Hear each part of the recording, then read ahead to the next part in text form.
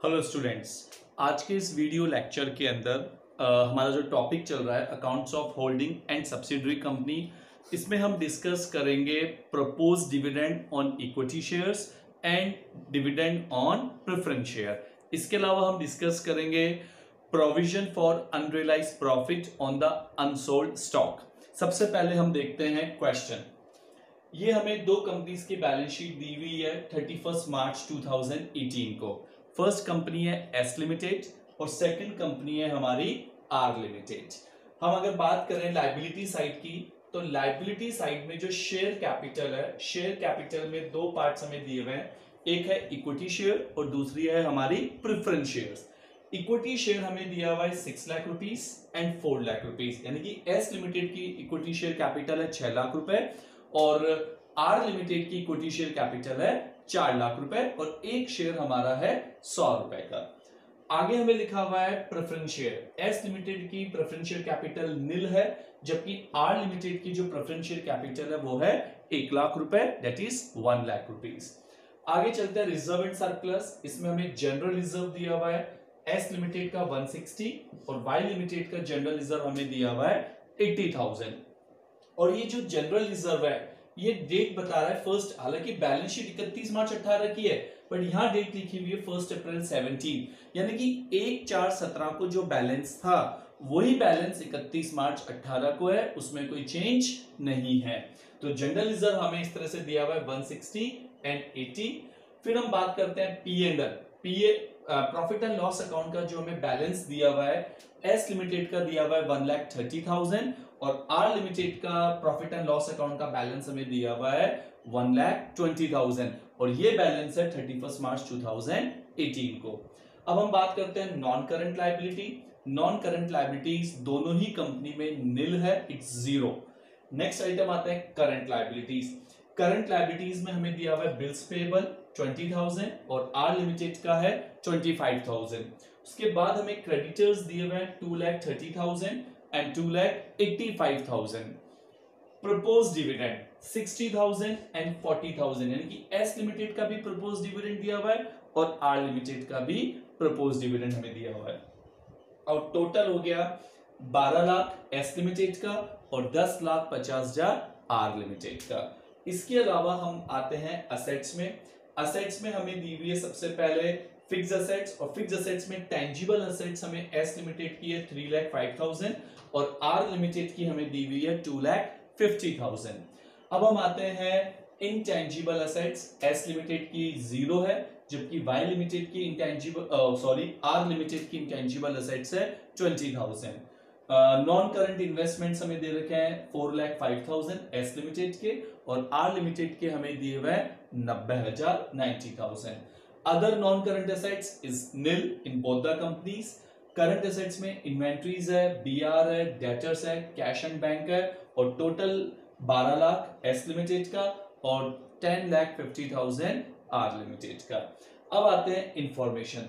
Balance sheet के अलावा हमें 4 एडिशनल इंफॉर्मेशन दी हुई है।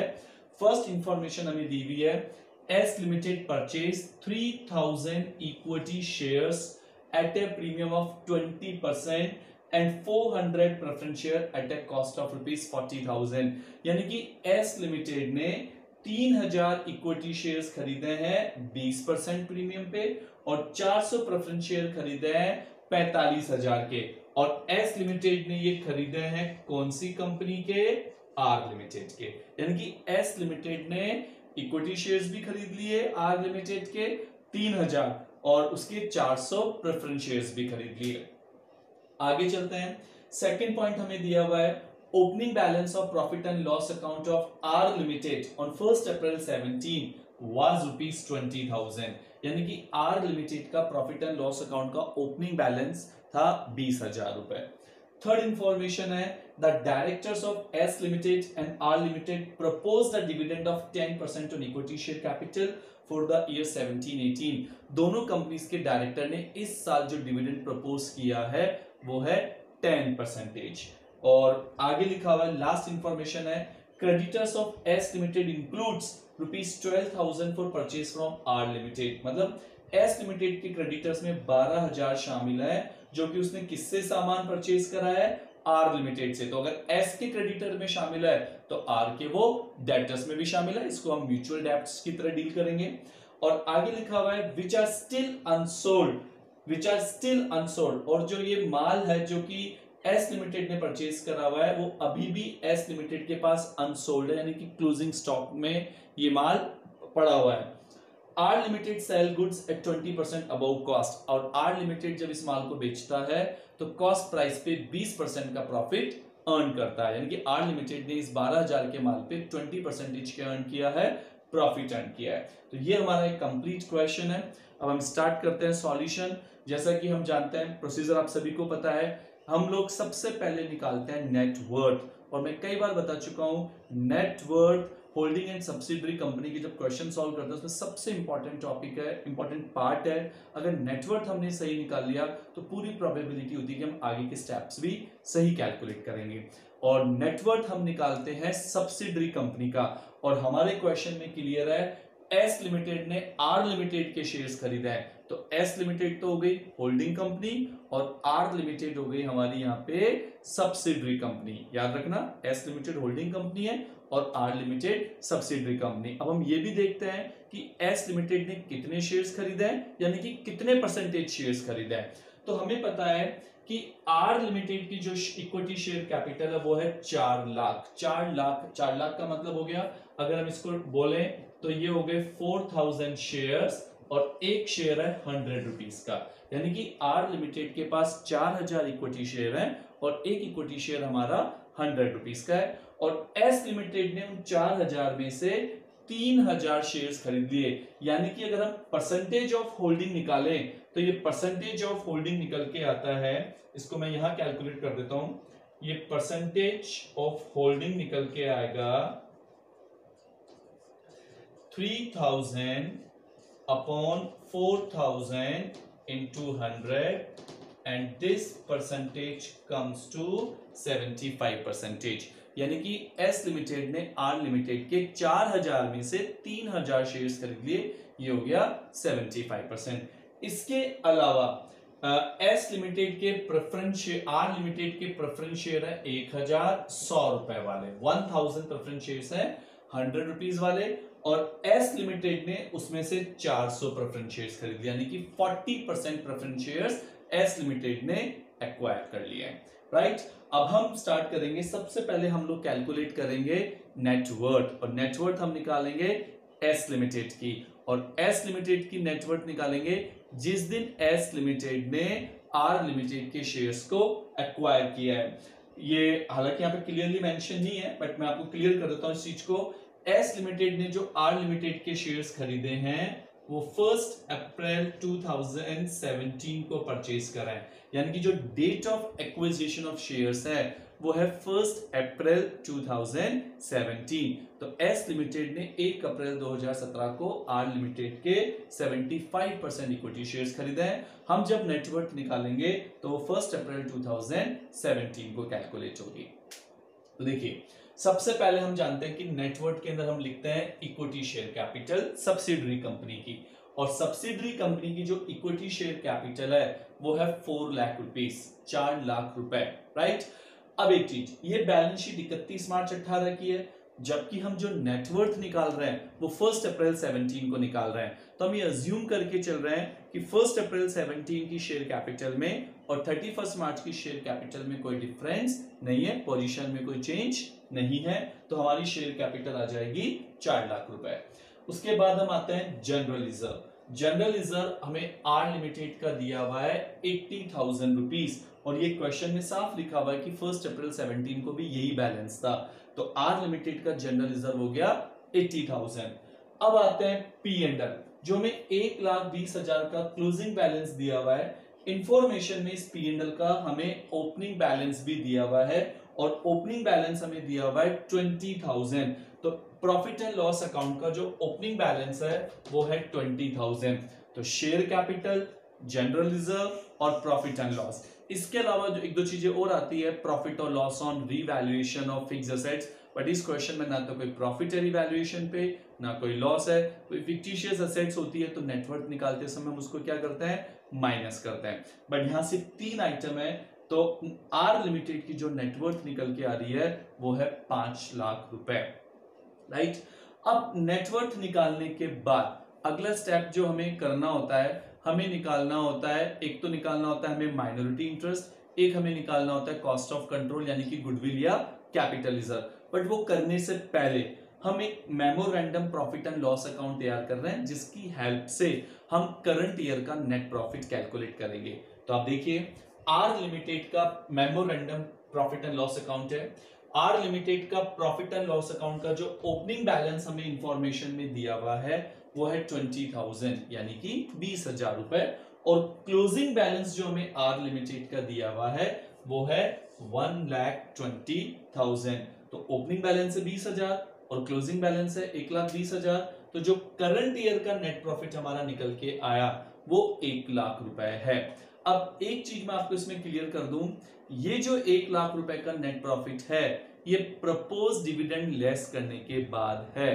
तो आर लिमिटेड ने जो प्रपोज डिविडेंड डिक्लेयर किया है वो है 10%। तो 4 लाख की शेयर कैपिटल का 10% आर लिमिटेड ने 40,000 का इक्विटी शेयर पे डिविडेंड प्रपोज किया है और वो हमारे प्रॉफिट में से लेस हो चुका है।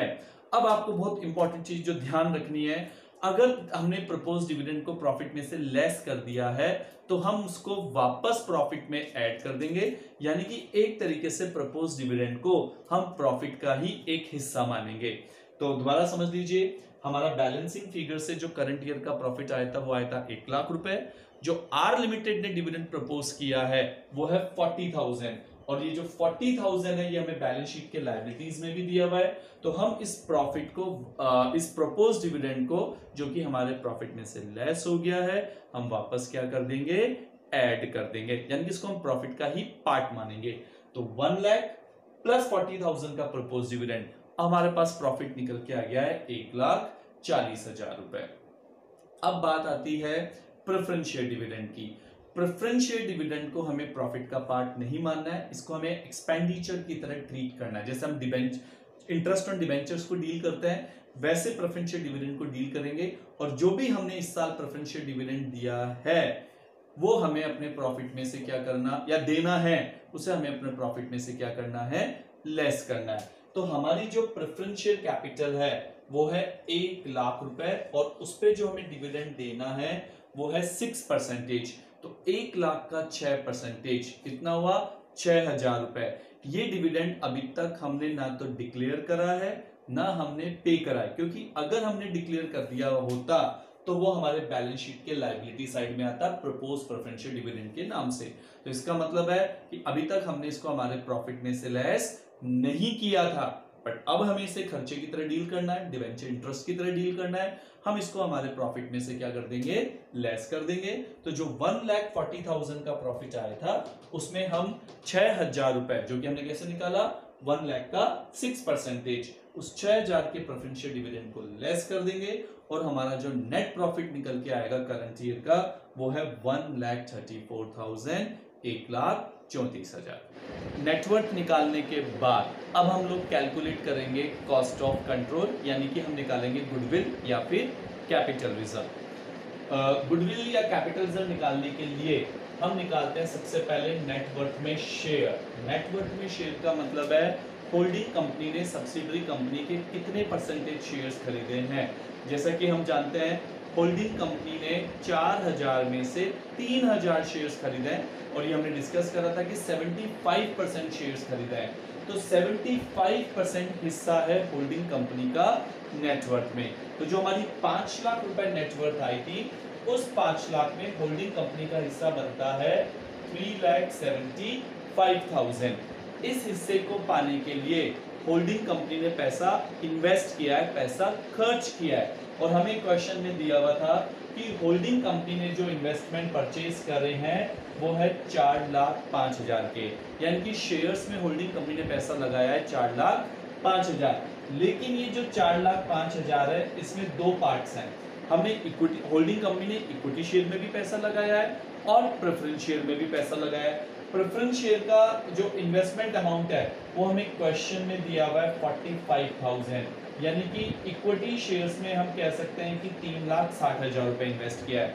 तो 4,05,000 में से 3,60,000 इक्विटी शेयर में इन्वेस्ट करा है और 45,000 प्रेफरेंस शेयर्स में इन्वेस्ट करा है।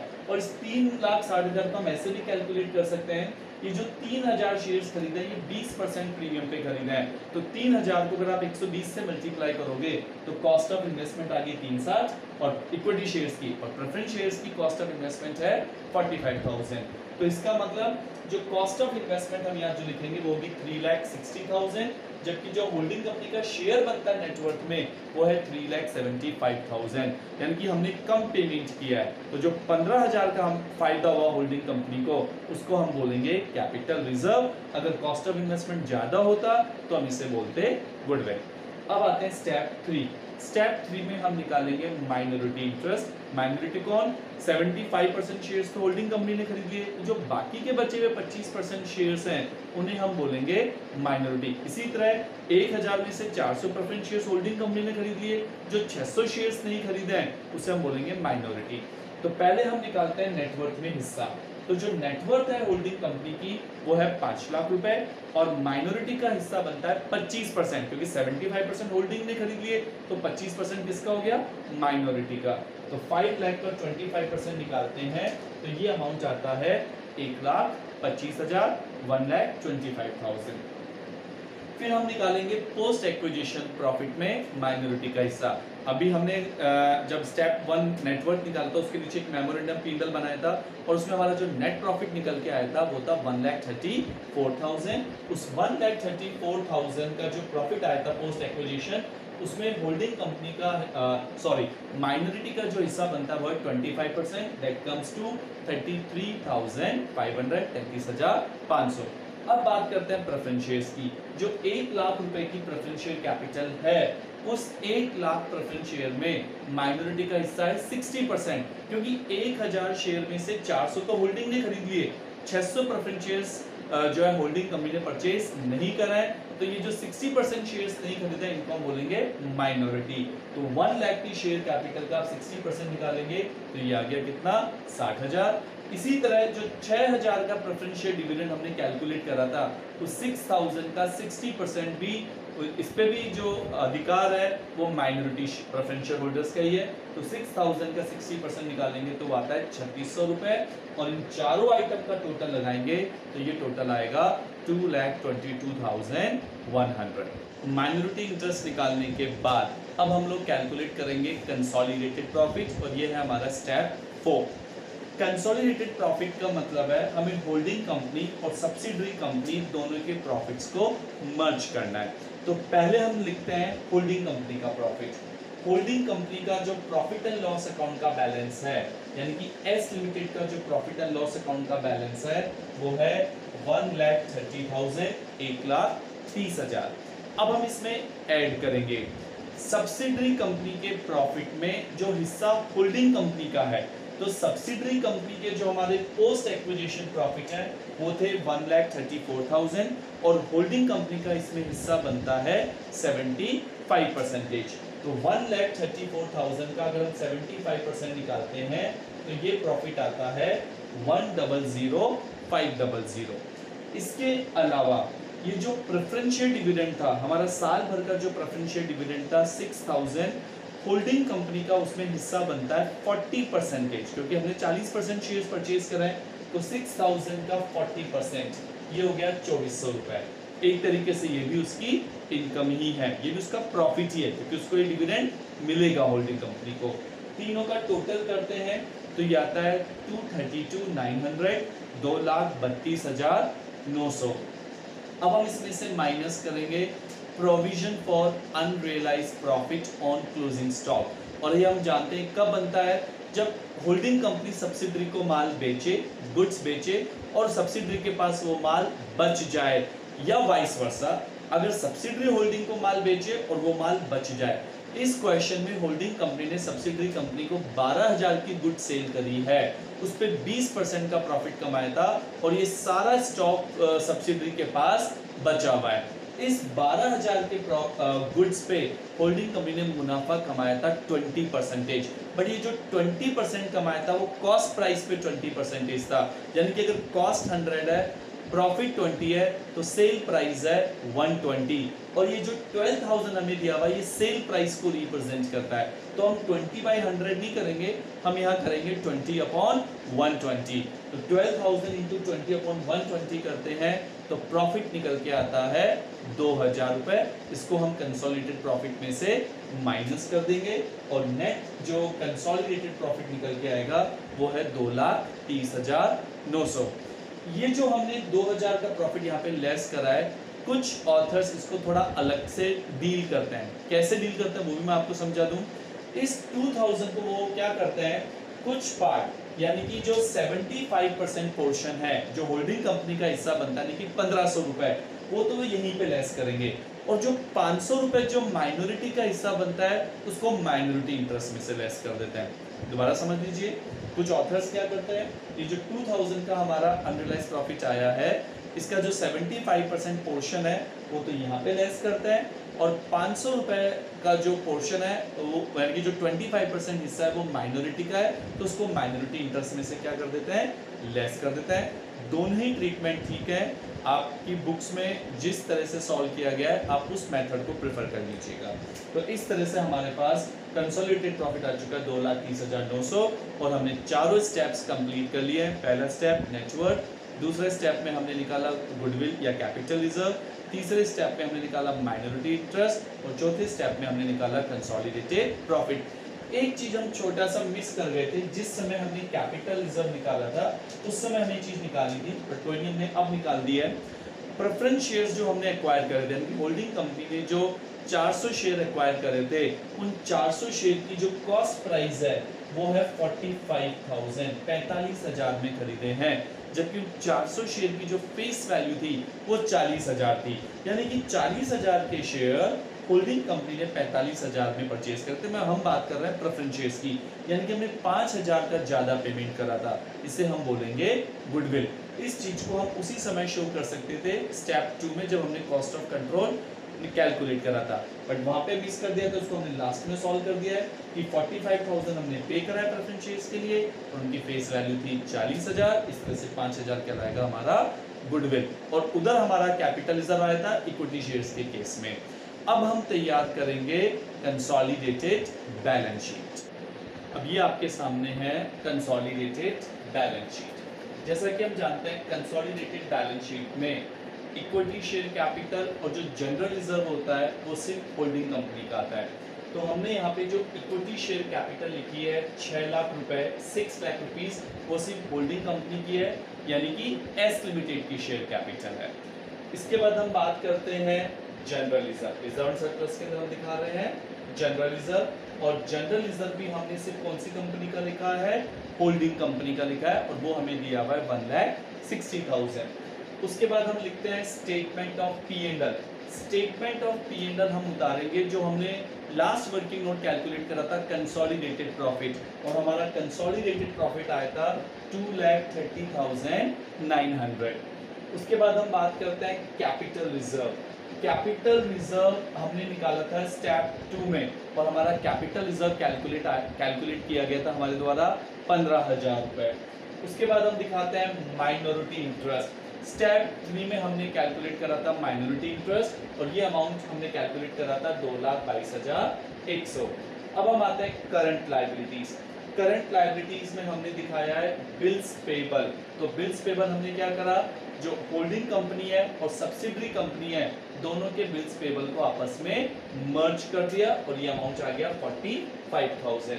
इसी तरह क्रेडिटर्स, होल्डिंग कंपनी के क्रेडिटर्स हैं 2,30,000, और सब्सिडरी कंपनी के हैं 2,85,000। इसमें से हमने 12,000 माइनस करा है क्योंकि म्यूचुअल डेब्ट्स था। म्यूचुअल डेब्ट्स का मतलब हो गया होल्डिंग कंपनी ने सब्सिडरी को माल बेचा था, तो सब्सिडरी के लिए वो क्या थे, क्रेडिटर्स थे, और होल्डिंग के लिए वो डेटर्स थे। इसको हम म्यूचुअल डेब्ट्स बोलते हैं। ये डेटर में से भी माइनस होंगे और ये क्रेडिटर्स में से भी माइनस होंगे। तो 230 + 285 - 12, ये आ गया 5,03,000। फिर हमने दिखाया प्रपोज डिविडेंड। सिर्फ होल्डिंग कंपनी का प्रपोज डिविडेंड दिखाना है, सब्सिडरी कंपनी का प्रपोज डिविडेंड हमने प्रॉफिट में ऐड कर दिया था, तो उसका इफेक्ट पूरी तरह खत्म हो चुका है। सिर्फ होल्डिंग कंपनी का हमने दिखा दिया 60,000, और ये टोटल आ जाएगा 18,36,000। इसके बाद हम आते हैं असेट साइड में। टेंजिबल असेट्स, जो होल्डिंग कंपनी और सब्सिडरी कंपनी है दोनों की टेंजिबल असेट्स को मर्ज कर देंगे और ये टोटल आएगा 5,55,000। इसके बाद हम आते हैं इनटेंजिबल असेट्स। इनटेंजिबल असेट्स अगर आपको पता हो तो हमने लास्ट में गुडविल कैलकुलेट करी थी कि प्रेफरेंस शेयर्स के लिए हमने 5,000 रुपए का ज्यादा पेमेंट करा था। तो होल्डिंग कंपनी की गुडविल हो गई 5,000 और सब्सिडरी कंपनी की हमें दी हुई है 20,000। दोनों को मर्ज करेंगे तो ये हो जाएगा 25,000। इसके बाद हम आते हैं non current investment.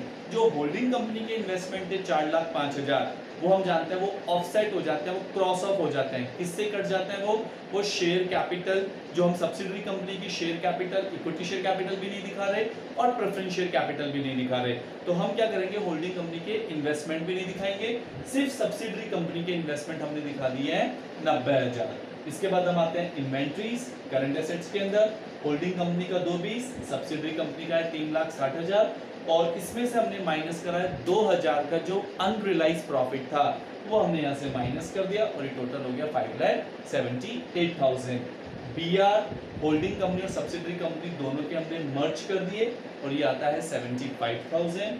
Debtor 2,10,000 holding company के, 2,50,000 सब्सिडरी कंपनी के और 12,000 जैसा कि मैंने बताया था म्यूचुअल डेब्ट्स थे। इसको हमने क्रेडिटर में से भी माइनस करा था और डेटर में से भी हम इसको माइनस करेंगे और ये हो जाएगा 4,48,000। कैश एंड बैंक होल्डिंग और सब्सिडरी कंपनी दोनों के हम मर्ज करेंगे, ये अमाउंट हो जाएगा 65,000 और टोटल हो जाएगा असेट्स का 18,36,000। तो स्टूडेंट्स, इस लेक्चर में हमने देखा कई चीजें हमने डिस्कस करी और स्पेशल केस था हमारे पास यहाँ पे propose dividend. I hope you will like the lecture. Thank you very much.